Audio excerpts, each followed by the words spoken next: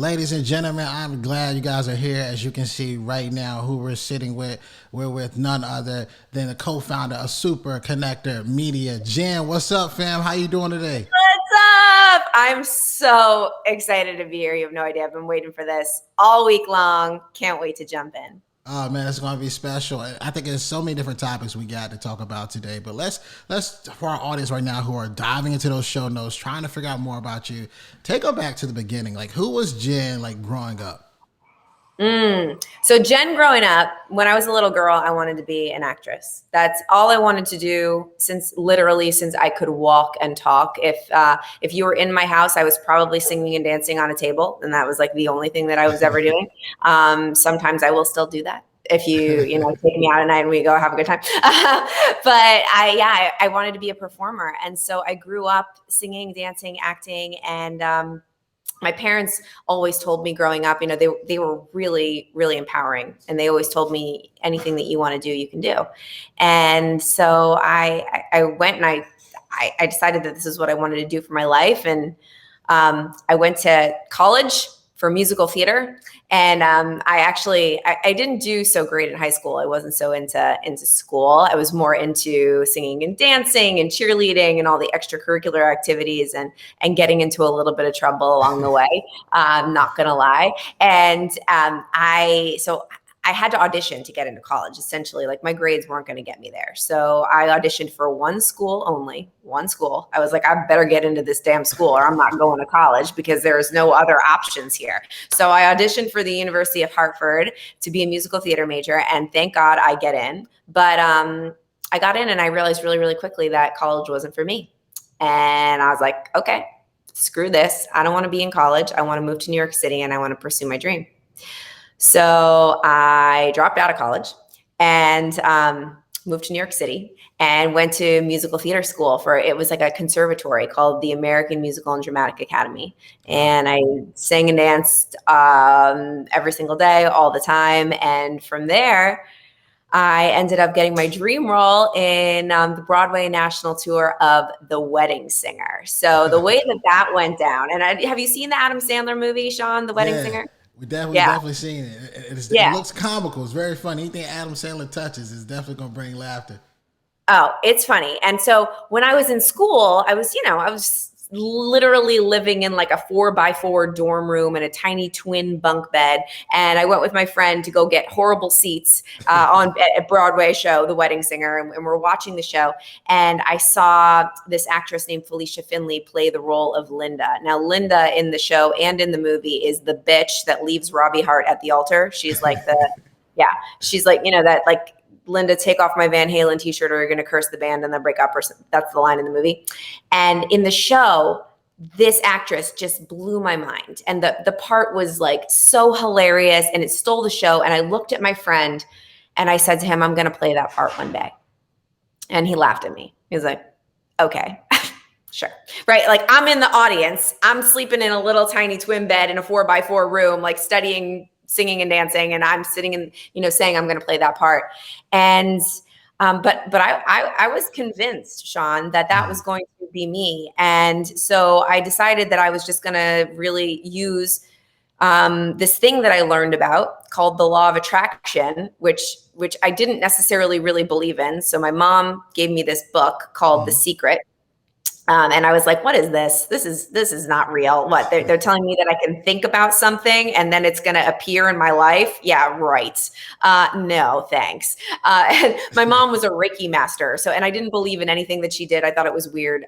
And this was back in the day. So now everyone listening, yes, I am a full believer. But at the time, I didn't believe.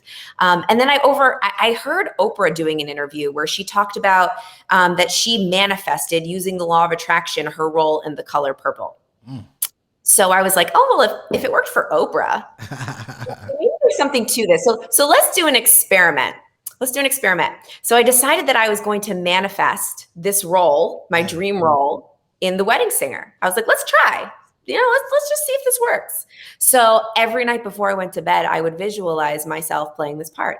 And I would feel the way the costume felt on my body, and I would sing the songs in my head, and I would see the audience, and I would feel the lights every single night. And I would like sing myself to sleep. And I would do this every day. And in musical theater school, instead of having real tests, you sang songs for tests. So the songs that I would sing would be the songs from the show. And my teachers were actually quite annoyed with me. They're like, can you do something else? I'm like, no, I want to be Linda and the Wedding Singer. And I was convincing myself that this was going to happen for me, even though there was absolutely no opportunities anywhere. But the way that I've learned about the law of attraction, the way that it works is, you don't just think about things and they magically happen to you. That's not how it works. But the subconscious mind doesn't know the difference between a real memory and a fake one. So if you convince yourself that something has already happened before it's happened, what that does is it makes the action steps to getting that thing a lot less scary. So you take action easier.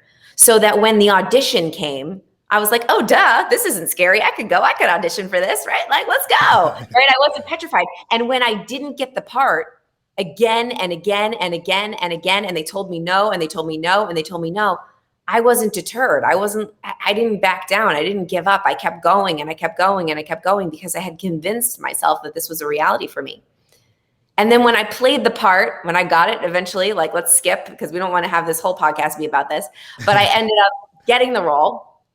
And when I played the part on the stage, wearing Felicia Finley's costume, the lights, the theater, the visual that I saw was the exact same visual that I saw in my head when I was visualizing it in my little tiny bed, in my little tiny room in musical theater school. It was the exact same thing. And I walked backstage after that moment, that first performance, and I like collapsed on the floor and I was crying and I was like, holy shit, like anything that I want, I can make happen. I made that happen. That thing that was just a thought in my mind became a reality. So that was the beginning of really understanding that I could create whatever I wanted. And then that show led to 14 seasons on TV on VH1. And then that led to a whole bunch of stuff breaking in my life. And we'll get to that. But I'll stop there and I'll let you pop in. Listen, I like this law of attraction thing. And I think it's crazy that it's important also to recognize and see things in yourself before anybody else can see it, and kind of putting yourself in those situations. I mean, you could do it with materialistic things too. I mean, as you're talking, I'm thinking about just some of the materialistic things at a young age I said that I wanted, that I experienced and got, which I think is from whether it's a Rolex or whether it's a Porsche. But you have to put yourself in the right situation and try those things on, try that car out. For you, it seems like, when you sat down and you really had that outfit on and you're like, yo, I'm actually really doing this. My question to you now is, how did that feel knowing that something that you dreamed of happening was actually taking place? How did that feel? It was surreal. It was one of those moments, where you have like deja vu. Yeah. It almost felt like deja vu, but like times 100, because I was like, I've been here before. I've felt this before. I've seen this before. But really, my favorite quote of all time, Shawn, is the Steve Jobs quote: you can't connect the dots looking forwards. You can only connect the looking backwards. So you have to trust in something. You have to trust in your gut. And what it really tied it all together, that looking forwards, I didn't know how it was going to take place. I didn't know how I was going to get to that moment. But looking backwards, all of the stuff that I went through, everything, they were all dots that needed to connect to get me to that moment. And so it really taught me so much just in that moment. Like, it subconsciously imprinted something into my mind that said, like, Jen, if you want something bad enough and you really believe in your heart that you already have it, and you take action to get it, even when you hear no, and you're persistent and you keep trying and keep trying, because Shawn, I got to the final 2 to that audition and I didn't get it. Wow. And then they brought me back and I still didn't get it. And then I had to sneak into another audition with a director that I knew that was directing that show later on, and sing the songs even though I wasn't allowed to be there. And I had to take a lot of scary action and stuff that could have gotten me in big trouble, but I did it anyway. And then I finally got into the show, but I was the understudy. I wasn't even the real part. I was the understudy. And I had to sit there and I had to watch this other girl play the role that I wanted to play for a couple of months. And so what it also taught me was that persistence is the key. Persistence is keep on going and not stop. Never stop, even when you get a no. No doesn't mean no. It just means not right now and not like this. And then the other thing that I learned was luck is when preparation meets the moment of opportunity. Facts. And we talked about luck before we pressed record, but Oprah said that, our good friend Oprah. Luck is when preparation meets the moment of opportunity, because I was so ready. Like, I was ridiculously ready. I knew that the moment that that opportunity presented itself to me for me to step on that stage and play that part, I was going to crush it so bad. I was going to crush it. I was going to knock everybody's socks off, that that part was going to be mine. And then, so because that happened with that specific experience in my life, I've been able to take that and recreate that with different things throughout my business now and my personal life, because I now can always remember that moment when, oh yeah, Jen, yes, don't forget, the law of attraction is real. Persistence is real. When you want something and you work hard and you take action, even when it's scary, you'll get what you want. Remember what happened then. And I always go back to that. So if you have that anchoring moment, a time when you crushed it and when something really magical and amazing happened for you, don't ever forget it. And when things are hard, go back to that moment and remember, oh my God, wait, if I could do that, that really happened. I could do it again. I could do it in a different circumstance. Oh, that's hard. That's tough. You know what's crazy? I think as well, it's not just remembering like the moment, but also remembering what it felt like, the feeling, right? And recreating that feeling. I think a lot of life is just recreating feelings we've already felt. You know, whether that's the adversity, the consistency, the being persistent. So I like all those things. So you get this role, right? You do your thing. What made you what was next for you? You mentioned VH1. Like, how did this become a thing? How did this become an idea? How did you end up being a part of this program? So it wasn't an idea at all. I had no idea that this was going to happen for me. Again, you can't connect the dots looking forward. You can only connect them looking backwards. I would have had no idea that this would have been my life ever. So I got back from playing this rock and roll chick in this show, and I saw an audition for a cable show on VH1 for like a rock and roll sexy girl. And I was like, great, I just played this for a year. Like, I could do that, no problem. I'm going to go in and I'm going to get this part. So I knew nothing about heavy metal music. And this show was a heavy metal talk show. And so the night before the audition, I stayed up all night Googling heavy metal stuff and learning about rock and roll music. I was like, I'm going to go in there and I'm going to know every Black Sabbath song. And I'm going to pretend that I know everything there is to know about heavy metal music.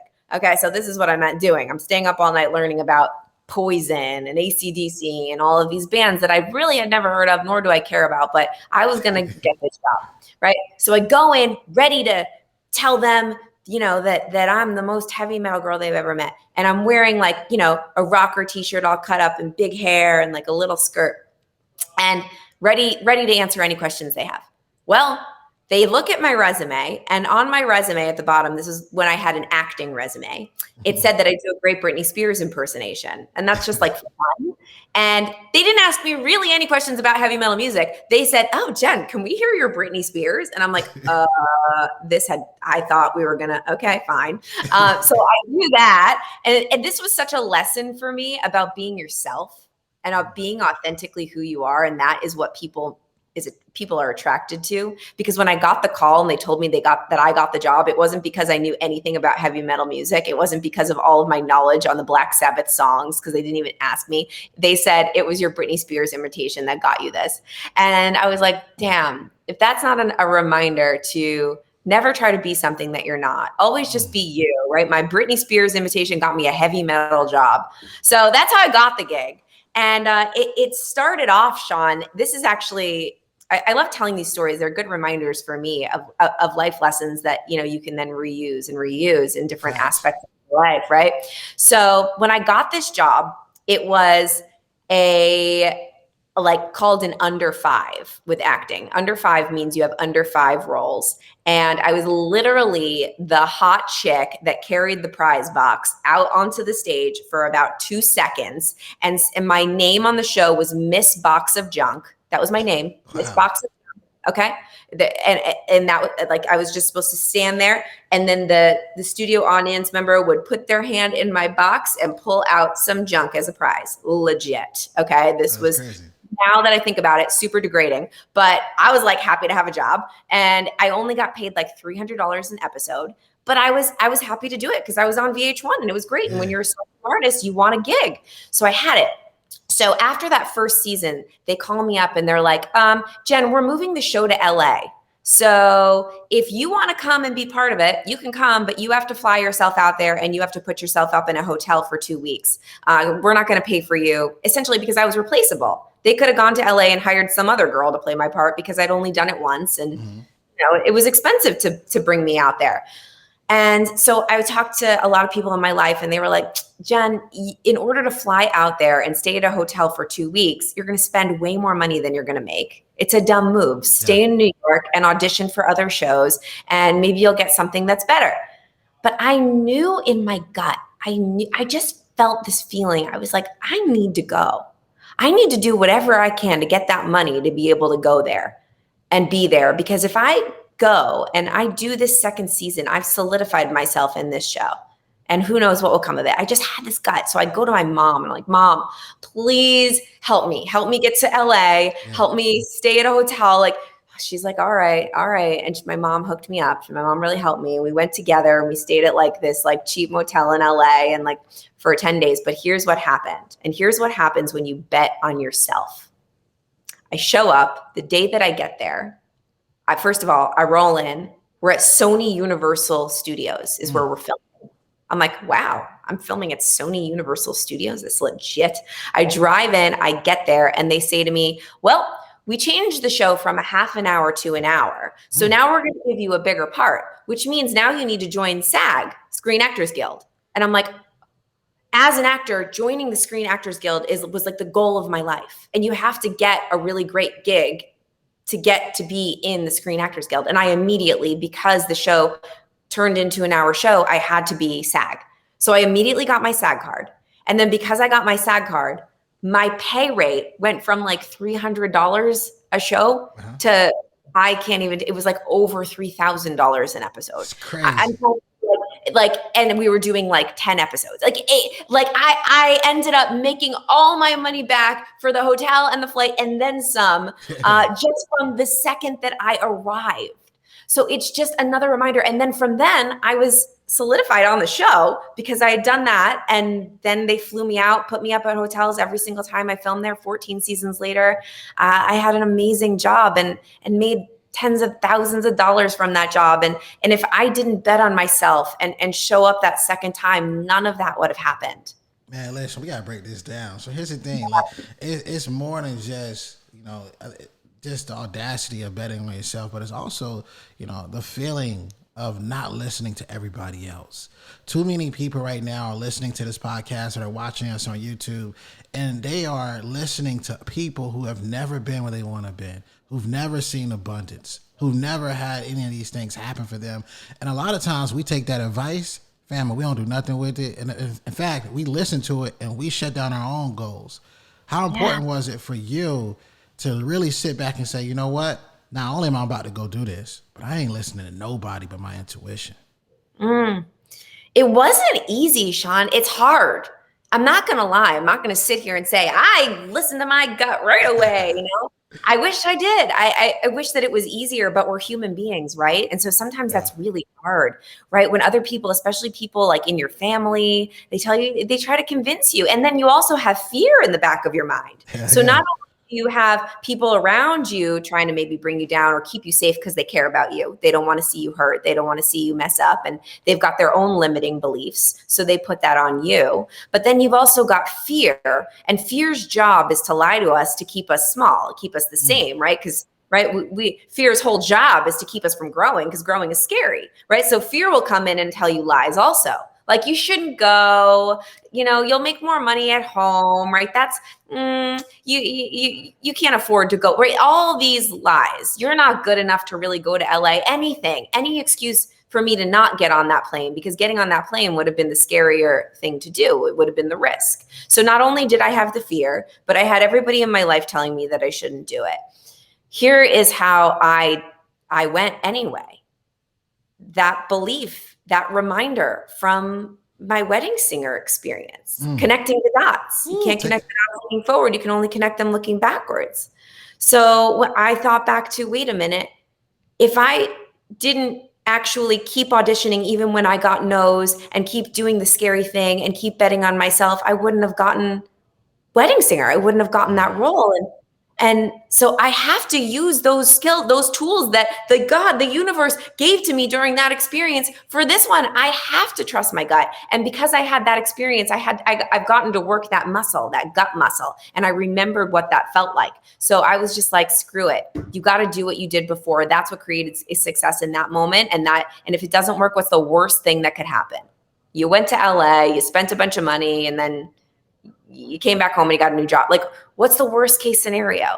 So I had to. So I went, and I didn't do it not scared. I went scared as hell. Man, listen, you're inspiring people right now, and I think even for people, I don't care what level right now you are in business, or even perhaps you got a career or got a job and thinking about taking a leap. If you listen to what Jen is telling you right now, is really, really something you should really take in and heed. What's the worst thing that can happen? You go back, it doesn't work out. You will work at another place. Like, what's the worst thing that can happen? I think that's so powerful. So let's break this down, right? So not only does this turn out to be something financially beneficial, it had to create a new level of confidence in you. Now that you had this new level of confidence and you had these new feelings, these new experiences, what did you say, you know what, I want to create something different? Like, what made you say, yo, I want to start Super Connector Media? Like, I want to know, where did you take this level of confidence and where did you push it towards next? Well, I did create more confidence, but I also created a whole bunch of, I would say, I created a bit of a shit show in my life. If I'm allowed to curse on this podcast, if I'm not, I'm sorry. Of course, let's get it. All right. Okay. Well, so here I was playing this version of myself. So as I told you before, I'm not a heavy metal connoisseur. I did not like heavy metal music. I knew nothing about it. But before I knew it, I was the heavy metal chick.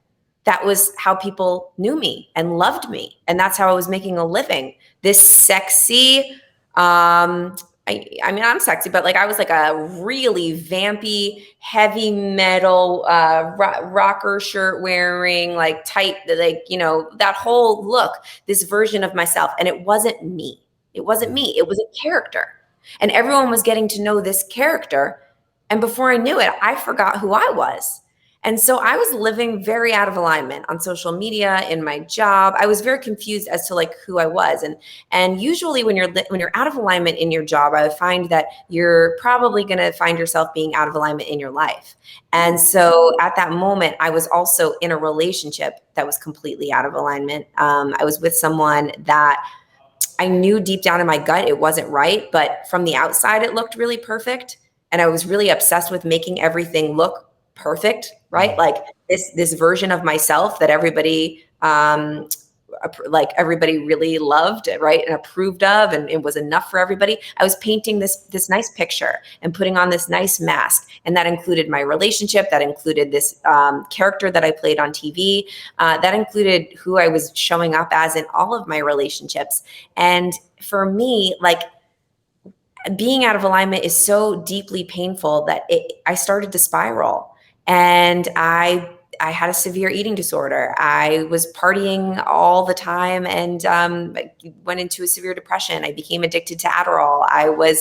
I knew that this guy was cheating on me and I couldn't leave. And so usually when, you know, and what else happened, Shawn, is all that magic that I created with like Wedding Singer and all of that and all the law of attraction and all that manifestation stuff that I learned, I stopped doing it. So, you know, sometimes this happens to a lot of people. And if you're listening right now and this is happening to you, it's really important to talk about, because we do this thing where, you know, when we do things and they work, right? And we get really successful and they start working and we start like law of attraction or even working out or meditating or whatever it is. You like start doing this thing, it's working and you're feeling great. And then for some reason you stop doing the thing that works, right? Like, why do we do that? We do that because we think like, oh, if it gets too good, that's scary. And when's the other shoe going to drop? So maybe let me just bring myself back down. I'm just going to stop doing the things that work and slowly self-sabotage myself. So I bring myself back down again to where I'm subconsciously more comfortable. So I was doing that and I had forgotten all of the things that work. And so within, you know, the universe basically said to me, all right, Jen, you're out of alignment. You're not going to get yourself out of this. I'm going to get you out of it. And I'm going to smack you upside the head and it's going to hurt. So I went from living in this multi-million-dollar apartment with this guy that I thought that I was going to marry and having this show and having this persona, to within about a week's time, the show ended up getting canceled. I found out this boyfriend was cheating on me. And I went from living in this magical, beautiful home to living in a tiny little room in an apartment with 6 other actors with a window that faced a brick wall, with no job, and needing to start over. And no boyfriend, right? No nothing. And I remember looking out the window at that brick wall every single day and writing down in this journal, one day I will know why this happened. One day I will know why this happened. One day I will know why this happened, because I did not know. And Shawn, weeks, months will go by, and I still was like, all right, I'm ready to know. I don't know yet why this happened to me. But during that time, I started searching, and I said, you know what, Jen, I can't live like this anymore. I have to really figure out who the hell I am and what the hell I want, because I had lost myself along the way. And I have to get back to that girl that was performing on stage, that was understanding that anything that you want, you can create. So I dove into personal development. I was like, I dove back in. I dove back in deep. I started listening to podcasts like this one. I started reading books. I started really investing in making powerful relationships that were going to lift me up, and going to events. And I built, and I got into entrepreneurship, and I was like, I'm going to build a business. And so I wanted to build a personal training business and like wellness and health coaching business, but I knew nothing about business, like nothing. I was an actress. What do I know, right? But what I did know was I knew about PR and I knew about media. So I started using the media to build that business. I started getting on TV and publications, and being all over the place and being omnipresent and really talking about health and fitness and becoming that expert in the niche. And I built a really successful business very, very quickly using the power of media. And I was doing really good at that time. Then I was like, yes, I found my vibe. I found myself. I've got this business. I'm crushing it at life. Oh my gosh, this is good. I really was. I built something. I had my own apartment in New York City at this time. But here's what happened. Things were good. They were just good. And I think that good is like the enemy of great. Like it good might as well be bad, because I was just staying the same all the time. I was riding on good. I wasn't striving to be great. Things weren't bad. I wasn't rocking the boat. I was just good. And I knew in my heart that there was something more. So I remembered back to my time in Wedding Singer when I was manifesting. And I was like, what do I really want to create? And I thought, I know what I want to create. I want to fall in love. I was alone. And I knew, I had this feeling that there was like more that I wanted to create in a business. And I knew that I wanted a partner. I knew that I wanted a partner in life. And I got deeper and more clear on what I wanted to create. And it was love, and it was also a partnership in business. And I just like knew. And I thought, okay, what does this look like? And I got super, super clear. I was like, I'm going to meet a 6-foot-tall entrepreneur from the Upper West Side of Manhattan.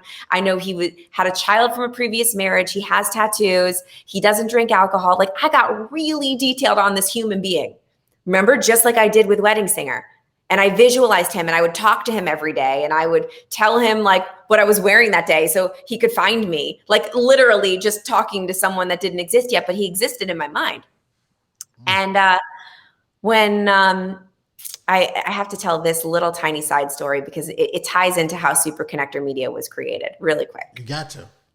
So I had this friend, Angela, and Angela was one of the biggest publicists in New York City, like big job, crushing it, right? Like, but hating life. She was miserable. She had this massive, PR job, and she's like, there's got to be something more. So I was going to all these personal development events, and I dragged her along with me. I'm like, you're going to come. And so we're sitting in this personal development event, and the speaker on the stage tells us to close our eyes and envision our perfect day, right? And I've been practicing this for a little while now. I knew what my perfect day looked like. Okay. So we close our eyes, and Angela's sitting next to me, and we're holding each other's hands, and we open our eyes, and the speaker says, tell the person next to you what you saw. And Angela looks at me, and she's like, I'm a boss. I lead my own PR agency, and I am helping people that really care about what I do, and I'm helping people make an impact in the world, and I'm making a lot of money doing it. And I was like, you go, girl. She's like, I'm a boss. And I said, well, I'm in love.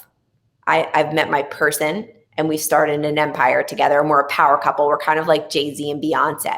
And And she was like, great, amazing. And I was like, and we go to events like this together all the time. Okay. So skip to me one day through a lot of crazy events. We won't get into it. I meet my 6 foot tall entrepreneur from the Upper West Side, beautiful daughter from a previous marriage, doesn't drink alcohol, into personal development, all the things. I meet him, Chris Winfield. And he's doing these events that, we fall in love.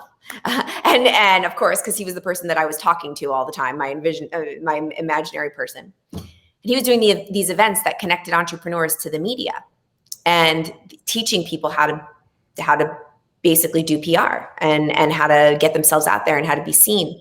And he said to me, he's like, I really need like a publicist to come on and help me create this program on the back end to help people go further. Do you know anyone? And I was like, I know the perfect person. So I convince my type A friend that doesn't take any risks, Angela, to quit her job and work for my boyfriend who she had never met before. She did. She took a leap. And yeah, she started working with Chris. And then very, very quickly, we discovered that we could all come together and build an agency and help these people go further. And we came together and created Super Connector Media. And now we represent some of the biggest personal brands in the world and help them get in the media. And then the other side, of course, is I get to be on stage and teach people. And that's really connecting what I love, which is performing and helping people. And the power of PR and media and being seen. So that's the story. That's how it was created. That's crazy. I think when you look at it, it shows too, though, even from the very early stages of you growing up with wanting to be, dancer in the spotlight and from college not working out, it just shows that whatever you have envisioned in your life, it actually takes place. So when you look at like Super Connector Media, and this is a question for a lot of our audience right now, they're entrepreneurs, they're creating new businesses, they're trying to get more exposure. What's the best way to get the attention of, other just publicists or editors that are out there right now and so many of these different articles? What's been one of the things that you guys seen as Super Connector Media that's worked very well to getting your clients press? You ready for the secret? Yeah, ready. The secret is relationships. Ooh. Relationships are everything. Connections. And you may be listening to this right now and be like, okay, Jen, easy for you to say you've got all the relationships. No, we all have way more connections and relationships than we even realize, right? So if you think about it, a producer, an editor, a journalist, I talk to a lot of them. They get thousands of email pitches in their inbox every single day, thousands. What's going to make you stand out? And they all say the same thing to me. So we have these programs you saw our people and we have producers come in and our people in our Be Seen Accelerator or our Be on TV Bootcamp. They always ask like, what's a subject line that's going to get your attention or why are you going to open my email? And they always say, well, if I know you, I'll open your email. If I have a personal connection or a relationship where somebody introduces me to you, I will open your email. If we have a relationship, if you know me. So we always say we teach this amazing thing called the top 20 list, which is how absolutely anybody can dive into their immediate network that they have and be able to get in the media within 20 days. And it works every time if you use it. And I'm totally down to teach it to your people on this podcast if you want. Let's do it. You don't open it up. We got to go. So yeah, let's make it happen. So break this down. All right, we're going to break it down for you guys because this is Shawn's podcast and I want to give away absolutely all the goodies, everything. So not only does this tool help you get in the media, but this tool can actually help you get absolutely anything that you want. You can apply it to any goal, raising money, getting clients, finding a wife or a husband, absolutely anything, okay? Podcast guests, if you're a podcast host. So what you're going to do is you're going to think about your goal and you're going to put it at the top of a piece of paper. So let's do this for media. So I want to be featured in the media, okay? Then you're going to make 4 columns on a sheet of paper. In the first column, on the top, you're going to write 20. You're going to do a list of 20 people that you know in your life network. So not just your business network, your whole life. So think about people you went to college with, high school with, your kids, friends, parents, your cousins, your aunts, your uncles, anybody that you know that is connected to somebody in the media or that is part of the media, or maybe that has a connection of a connection of a connection to somebody in the media. And you're going to make this list. Now, your brain's going to do a couple of things when you make this list. The first thing your brain might do is your brain's going to say, Jen, I don't know 20 people. Yes, you do know 20 people. Open up your Facebook and look at your friends. You know 20 people. Or look at your contacts in your phone. I guarantee you, you've got more than 20 contacts in your phone, right? Look through people. It doesn't matter. And then you're going to say, well, I haven't spoken to that person in ages. I couldn't reach out to that person. Don't worry about that. I'm not reaching out to them yet. Just write their name down.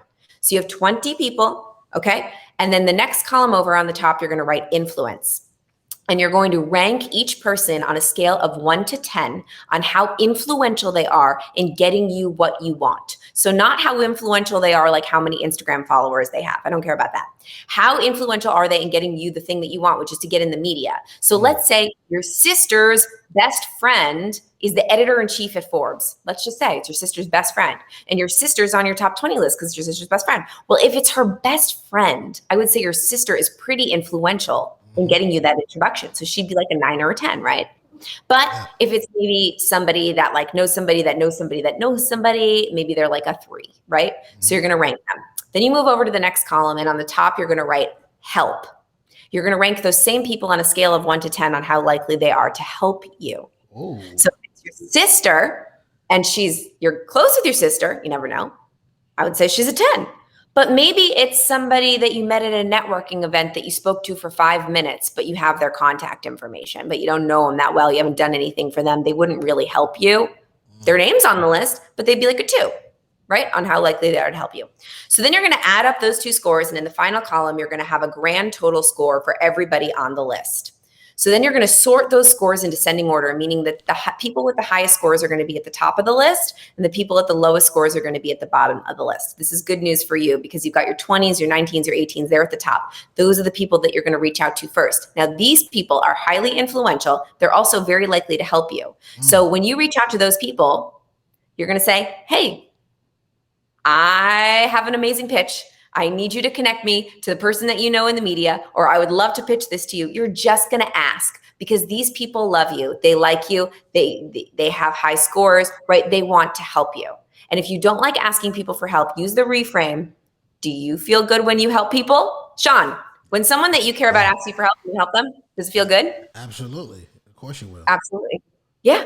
So think about, you're giving somebody an opportunity to be able to feel really great because they're going to feel seen and loved by you because you cared enough to ask them for help and they were able to help you. All right. Then, so you're going to ask each person for help. You're just going to go down the list. And then the people at the bottom of the list, these are people that they don't have high scores. They're not likely to help you. So you can't just flat out ask them. It just doesn't work. Okay. So don't do that. So instead of asking them for help, you're going to do one thing to provide value to that person. Now, don't ask that person what they need help with because that's a homework assignment. I don't like it when people say, hey, Jen, what can I help you with? Because I'm like, I don't know. Don't help me with that. I don't know. Right? Figure it out. Okay. Does that person have a podcast? Maybe you could give them a 5-star review and write an amazing review and screenshot it and send it to them. Maybe you could comment on their posts, or you could share something in an email to your audience. Maybe you could send them a gift because they just got married or had a baby. Maybe you could connect them to somebody that they need to know. What can you do to provide value to that person? Just go do it and keep providing value until you create a relationship with that person. I promise you that within time, the law of reciprocity will work out to a point where that person's going to say, can I please do something for you too? You've provided so much value for me. Can I please do something? And at that point, you can say, well, you know what? I would love to, I know you have a connection to so-and-so and I'd love to be on their magazine or on their show or whatever. Could you make that connection? They'll be happy to do it. So if you work that list from top to bottom, I guarantee you it works 100% of the time. If you do it, you will get in the media. Yo, that list is powerful. I'm pretty sure, guys, if you're listening to this right now, you probably changed it from the media to a podcast to being featured on this. Like, this strategy alone, I hope you guys are writing this down, could be a complete game changer for you and your business. I also like the fact that you talked about how you can continue to give value to people and don't ask. Just keep doing it. And at some point, I like to call it when people are buying into like your ecosystem, right? I have webinars, I have courses, I have classes, you name it. And there are some people, I just keep seeing their name. And at some point, you're like, yo, what you got going on, man? How can I do this for you? So exactly, that's how it works. It's spot on. Listen, I want to ask you the question like we've asked every single person, Jen, that's ever hopped on this show, been on a podcast. And that is, if you were that person who just graduated college, or perhaps you didn't even graduate at all, like you just dropped out, you just said forget this, and you never walked across that stage, and you're asking yourself the question of the podcast: school's over, now what? What advice would Jen give? School's over, now what?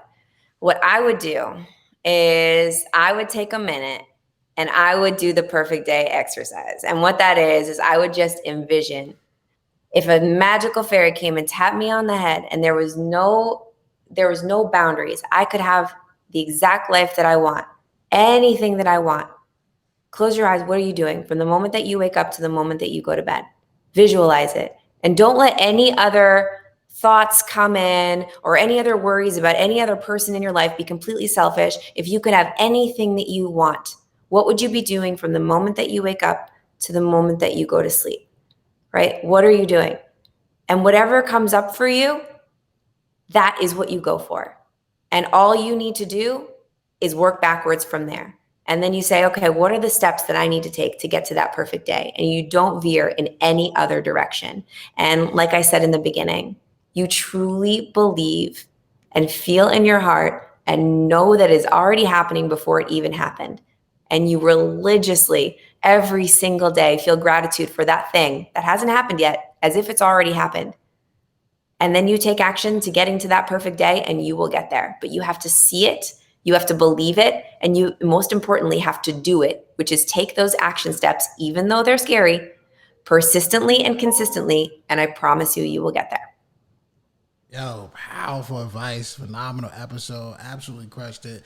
I think that perfect day, just the thought of it, a lot of people listening, like, you know what? My perfect day needs to start with breakfast, not this job, what I really want to do.